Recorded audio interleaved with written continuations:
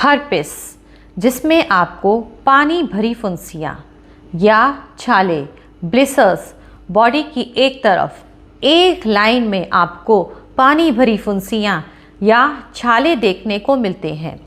ये पानी भरी फुंसियाँ या छाले बहुत ही ज़्यादा पेनफुल होता है और ये अधिकतर आपको बॉडी के एक तरफ, या तो आपके राइट साइड में या आपके लेफ्ट साइड में और एक लाइन में देखने को मिलेंगे।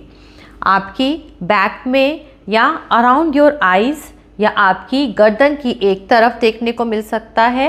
And these rashes usually appears around your waist line. और ये अधिकतर उन लोगों में होते हैं जिनकी इम्यूनिटी पहले से ही वीक हो जाती है, जैसे जो लोग अबव 50 ईयर्स ऑफ एज हैं, या फिर जिन लोगों को पहले से ही कोई बीमारी है, या फिर वो किसी फिज़िकल या मेंटल ट्रॉमा से पीड़ित हैं, या बहुत ज़्यादा स्ट्रेस में रहते हैं। तो ये हर्पिस के दाने अधिकतर उन लोगों में ज़्यादा देखने को मिलते हैं। अब ये हर्पिस अगर किसी को होता है तो उनको दानों को सुखाने के लिए कौन सी होम्योपैथिक दवाई लेनी चाहिए, या फिर कई बार हर्पिस ठीक हो जाता है लेकिन उसके बाद जो दर्द होता है, जिसको हम पोस्ट हर्पेटिक न्यूरैल्जिया भी कहते हैं, यदि किसी को उसकी शिकायत है तब वो कौन सी होम्योपैथिक दवाई लेंगे और ये हर्पिस क्यों होता है, यही सब बातें आज अपने इस वीडियो में मैं आपसे शेयर करूंगी। तो यदि आपको वीडियो पसंद आए तो प्लीज़ उसे लाइक करें, शेयर करें, चैनल पर नए हैं तो उसे सब्सक्राइब करें और नए वीडियो की जानकारी के लिए बेल आइकॉन को प्रेस करें। Welcome to my YouTube channel Niramya 7। What causes herpes? तो हर्पिस एक वायरल इन्फेक्शन है और ये वेरिसेला जूस्टर वायरस से होता है। ये यही वायरस है जो बचपन में आपको चिकन पॉक्स करता है। यदि किसी को बचपन में चिकन पॉक्स होता है तो ये वायरस आपकी बॉडी में ही रहता है। As you grow older it can reactivate into herpes. अब इस हर्पिस के दानों में और क्या क्या सिम्टम्स होते हैं, तो first is pain, burning and tingling sensation. इन दानों में दर्द बहुत ज़्यादा होता है। कई बार दानों के निकलने से पहले भी आपको बहुत ज़्यादा दर्द का एहसास होगा, तब ये दाने निकलते हैं तो इनमें बहुत ज़्यादा जलन भी होती है, या फिर टिंगलिंग सेंसेशन, आपको झुंझुनाहट सी होगी। Second, itching and sensitivity to touch. इन दानों में खुजली बहुत ज़्यादा होती है और यदि आप इन पे हाथ भी रखेंगे तो बहुत ज़्यादा दर्द होगा।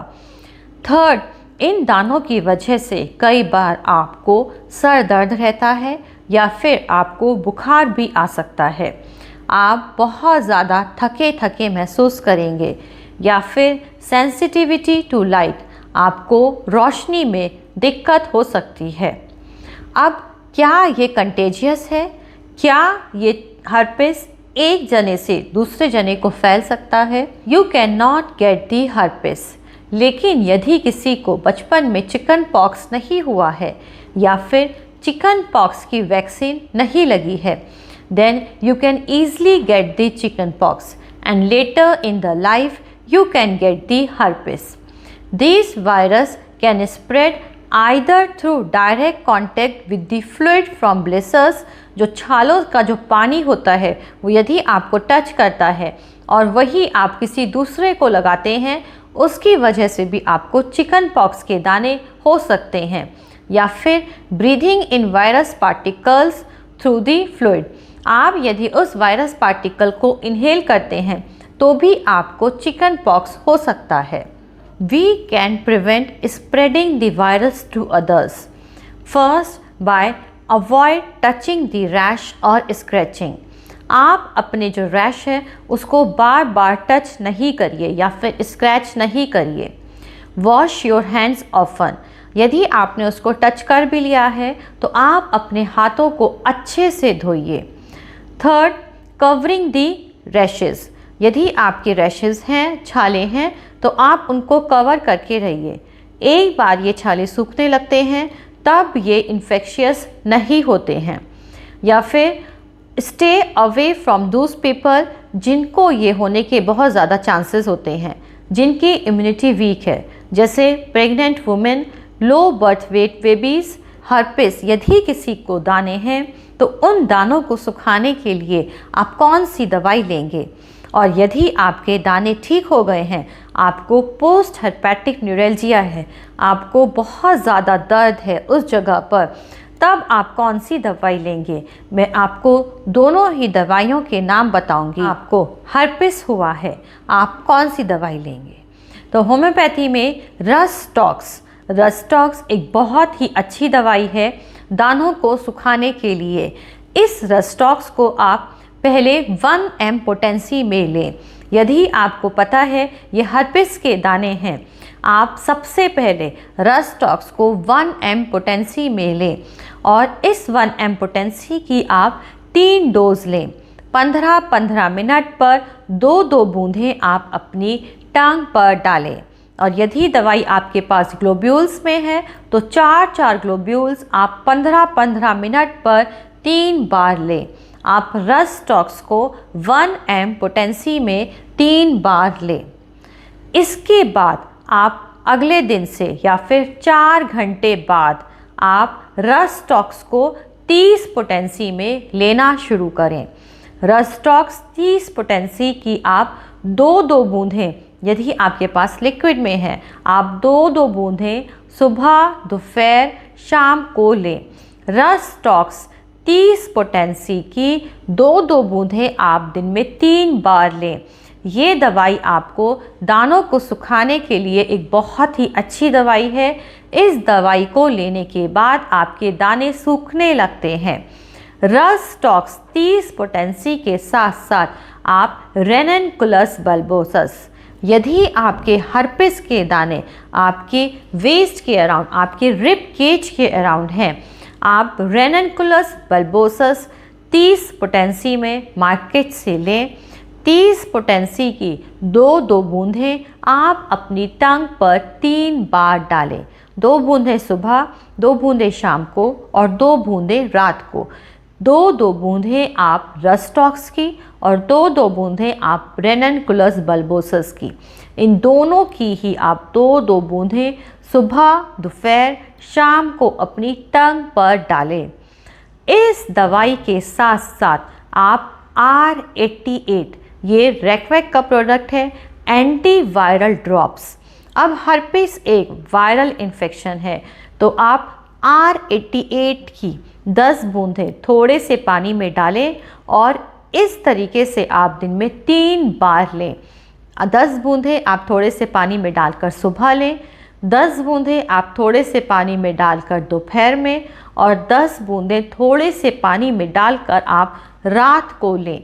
तो डॉक्टर रेक्वेक का R88 की आप 10-10 बूंदें आप सुबह, दोपहर, शाम को लें। अब यदि इन हर्पिस के दानों के साथ साथ आपको बहुत दर्द है, ये हर्पिस के दाने अधिकतर आपको एक लाइन में देखने को मिलते हैं नस के ऊपर, तो उस नस में यदि आपको बहुत ज़्यादा दर्द है तब आप कालमिया 30, कालमिया की 30 पोटेंसी की 2-2 बूंदें आप सुबह, दोपहर, शाम को लेंगे। और कालमिया के साथ साथ आप मेजेरियम की 30 पोटेंसी की भी 2-2 बूंदें आप सुबह, दोपहर और शाम को लेंगे। तो यदि आपको दाने सुखाने हैं, आपके दाने अभी बिल्कुल नए हैं, आप रस्टॉक्स 30, रेननकुलस 30, रस्टॉक्स 1 mg की 3 डोज लेने के बाद शुरू कर दीजिए। इन दानों में आपके बहुत ज़्यादा दर्द भी है तब आप कालमिया 30 और मेजेरियम 30 इनके साथ साथ लीजिए। तो ये चारों ही दवाइयाँ आप दिन में 3-3 बार लीजिए। और इसके साथ साथ आप R88 जो कि एंटीवायरल ड्रॉप है डॉक्टर रेक्वेक का, आप 10 बूंदें इसकी पानी में डालें, सुबह लें, 10 बूंदें पानी में डालकर दोपहर में और 10 बूंदें पानी में डालकर रात को लें। ये एक एंटीवायरल ड्रॉप है। हर्पिस एक वायरल इन्फेक्शन है तो ये एंटीवायरल ड्रॉप उन दानों को सुखाती हैं। अब ये दवाइयाँ आप यदि किसी को हर्पिस है, बहुत ज़्यादा दर्द है, तब लेंगे। लेकिन किसी के दाने सूख गए हैं और सिर्फ उनको पेन है, न्यूरैल्जिया है, पोस्ट हर्पेटिक न्यूरैल्जिया है, तब आप कालमिया और मेजेरियम, कालमिया 1 mg पोटेंसी की 3 डोज लीजिए और उसके बाद आप कालमिया और मेजेरियम को कंटिन्यू करिए। कालमिया को भी आप 30 पोटेंसी में लें और मेजेरियम को भी आप 30 पोटेंसी में लें। कालमिया 30 पोटेंसी सुबह, दोपहर, शाम और मेजेरियम की भी 30 पोटेंसी की आप 2-2 बूंदें सुबह, दोपहर, शाम को लें। तो ये दोनों ही दवाइयाँ हर्पेटिक न्यूरैल्जिया के लिए बहुत ही अच्छी दवाई हैं। यदि किसी का हर्पिस ठीक भी हो गया है लेकिन उनका दर्द अभी नहीं गया है तो वो लोग भी कालमिया और मेजेरियम ये दोनों दवाइयाँ ज़रूर लें। अब हर्पिस के दानों में हमें इस बात का ध्यान रखना है कि हम उन दानों को हाथ से खुजलाएं नहीं, उनको स्क्रैच नहीं करें। यदि आपको खुजली होती है, जलन होती है, आप लेक्टोकैलामाइन, हल्का लेक्टोकैलामाइन लेके आप अपने स्किन पर हल्के हाथ से दिन में 3 से 4 बार लगाएं, लेकिन दानों को स्क्रैच नहीं करना है। तो इन दवाइयों को आप लगातार लें। आपके दाने सूख जाते हैं और यदि आपको हर्पिस की वजह से दर्द है तो वो भी आपका ठीक हो जाता है। इन दवाइयों को आप लगातार और ज़रूर लें। तो अपने नए वीडियो में फिर मैं आपसे मिलूँगी किसी बीमारी के साथ। उसमें आप कौन सी होम्योपैथिक दवाई लें और किन बातों का ध्यान रखें। तो यदि आज का वीडियो पसंद आया हो तो प्लीज़ चैनल को सब्सक्राइब करें, वीडियो को लाइक और शेयर करें और नए वीडियो की जानकारी के लिए बेल आइकॉन को प्रेस करें।